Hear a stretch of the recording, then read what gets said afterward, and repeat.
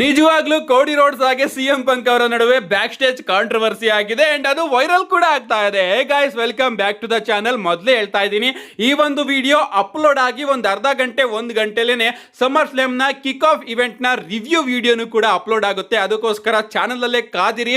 Channel ನ subscribe ಮಾಡ್ಕೊಂಡಿಲ್ಲ ಅಂದ್ರೆ ಸಬ್ಸ್ಕ್ರೈಬ್ ಮಾಡ್ಕೊಂಡಿರಿ.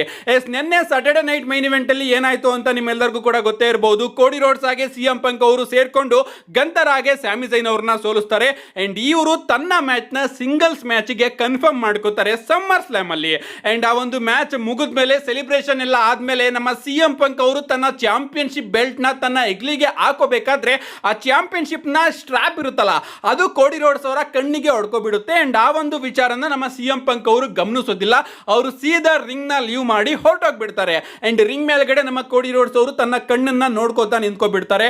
ನಿನ್ನೆ Saturday night main event review ವಿಡಿಯೋದಲ್ಲೂ ಕೂಡ ನಾನು ಈ ಒಂದು ಪಾಯಿಂಟ್ ನ ನೋಟ್ ಮಾಡಿ ನಿಮ್ಮೆಲ್ಲರಿಗೂ ಕೂಡ ತಿಳಿಸಿದ್ದೆ. ಅಂಡ್ ಇದೆಲ್ಲ ಮುಗಿದ್ಮೇಲೆ ಬ್ಯಾಕ್ ಸ್ಟೇಜ್ ಅಲ್ಲಿ ನಮ್ಮ ಸಿಎಂ ಪಂಕ್ ಅವರ ಇಂಟರ್ವ್ಯೂ ನೋಡೋದಕ್ಕೆ ಸಿಗ್ತಾ ಇರುತ್ತೆ. ಇಂಟರ್ವ್ಯೂಯರ್ ನಮ್ಮ ಸಿಎಂ ಪಂಕ್ ಅವರ ಬಳಿ ಪ್ರಶ್ನೆನ ಕೇಳ್ತಾ ಇರ್ತಾರೆ. ಆ ಒಂದು ಮ್ಯಾಚ್ ಮುಗಿತು, ಈಗ ಕೋಡಿ ರೋಡ್ಸ್ ಹಾಗೆ ನಿಮ್ಮ ನಡುವೆ ಸಿಂಗಲ್ಸ್ ಮ್ಯಾಚ್ ಆಗ್ತಾ ಇದೆ, ಇದ್ರ ಬಗ್ಗೆ ನೀವು ಏನ್ ಹೇಳೋದಕ್ಕೆ ಇಷ್ಟಪಡ್ತೀರಾ ಅಂತ. ಅಂಡ್ ಸಡನ್ ಆಗಿ ನಮಗೆ ಕೋಡಿ ರೋಡ್ಸ್ ಅವರ ಎಂಟ್ರಿ ನೋಡೋದಕ್ಕೆ ಸಿಗುತ್ತೆ.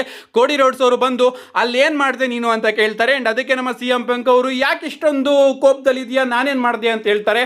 ಅಂಡ್ ಆಗ ಆ ಇಂಟರ್ವ್ಯೂಯರ್ ನ ಕಳಿಸ್ಬಿಡ್ತಾರೆ. ಕ್ಯಾಮ್ರಾಗಳನ್ನೆಲ್ಲದನ್ನು ಕೂಡ ಆಫ್ ಮಾಡಿ, ನಾನು ಹಾಗೆ ಈಗ ಇವನು ಪರ್ಸನಲ್ ಆಗಿ ಮಾತಾಡಬೇಕು ಅಂತ. ನಮ್ಮ ಕೋಡಿ ರೋಡ್ಸ್ ಅವರು ಸಿಕ್ಕಾಪಟ್ಟೆ ಕೋಪದಲ್ಲಿ ಮ್ಯಾಚ್ ಮುಗಿದ ಮೇಲೆ ನೀನು ಬೆಲ್ಟ್ ಅಲ್ಲಿ ನನ್ನ ಮೇಲೆ ಅಟ್ಯಾಕ್ ಮಾಡಿ ಏನು ಹಾಗೆ ಇಲ್ಲೋ ರೀತಿ ಹೋದಲ್ಲ, ಏನಾಯ್ತು ನಿನಗೆ ಅಂತ ಕೇಳಿದಾಗ ನಮ್ಮ ಸಿಎಂ ಪಂಕ್ ಅವರು ಇಲ್ಲಿ ಇಷ್ಟೊಂದು ಕೋಪ ಮಾಡ್ಕೊಳ್ಳುವಂತಹ ವಿಚಾರ ಏನಿದೆ, ನಾನು ಮಿಸ್ ಆಗಿ ಅಟ್ಯಾಕ್ ಮಾಡಿದ್ದು ಅಂತ ಹೇಳಿ ಕ್ಯಾಮ್ರಾ ಮ್ಯಾನ್ ಎಲ್ಲದನ್ನು ಕೂಡ ಓಡಿಸೋದಕ್ಕೆ ಟ್ರೈ ಮಾಡ್ತಾರೆ.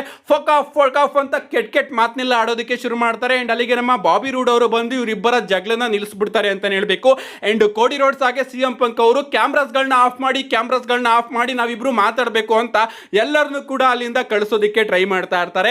ಸೊ ಡಬ್ಲ್ಯೂ ಅವರು ಈ ಒಂದು ಸ್ಟೋರಿನ ರಿಯಲ್ ಸ್ಟೋರಿ ರೀತಿ ತೋರಿಸೋದಕ್ಕೆ ಮಾಡ್ತಾ ಇದ್ದಾರೆ ಅಂತ ಹೇಳ್ಬೇಕು. ಅಂದ್ರೆ ರಿಯಲ್ ಆಗಿ ಕೋಡಿ ರೋಡ್ಸ್ ಹಾಗೆ ಸಿಎಂ ಪಂಕ್ ಅವರು ಬ್ಯಾಕ್ ಸ್ಟೇಜ್ ಅಲ್ಲಿ ಹೋಗಿ ಜಗಳ ಆಡ್ತಾ ಇದ್ದಾರೆ. ಅಂಡ್ ಈ ಒಂದು ವಿಚಾರ ರೆಕಾರ್ಡ್ ಆಗೋದು ಅವ್ರು ಯಾರಿಗೂ ಕೂಡ ಇಷ್ಟ ಇಲ್ವೇನೋ ಅನ್ನೋ ರೀತಿ ಡಬ್ಲ್ಯೂ ಅವರು ಪೋರ್ಟ್ರೇಟ್ ಮಾಡ್ತಾ ಇದ್ದಾರೆ.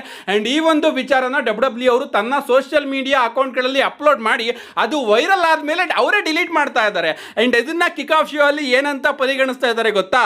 ಅದನ್ನ ನಾವೆಲ್ಲರೂ ಕೂಡ ಎಲ್ಲ ಕಡೆಯಿಂದ ಡಿಲೀಟ್ ಮಾಡಿಸಿದೀವಿ, ಬಟ್ ಅದು ಸಿಕ್ಕಾಪಟ್ಟೆ ವೈರಲ್ ಆಗಿದೆ. ಅದು ಅಣ್ಣ ತಮ್ಮಂದಿರ ಜಗಳ, ಅದು ಪರ್ಸನಲ್ ವಿಚಾರ ಅಂತ ನಮ್ಮ ಕೋಡಿ ರೋಡ್ಸ್ ಹಾಗೆ ಸಿಎಂ ಪಂಕ್ ಅವರು ಸ್ಟೇಟ್ಮೆಂಟ್ ನ ಕೊಟ್ಟಿದ್ದಾರೆ.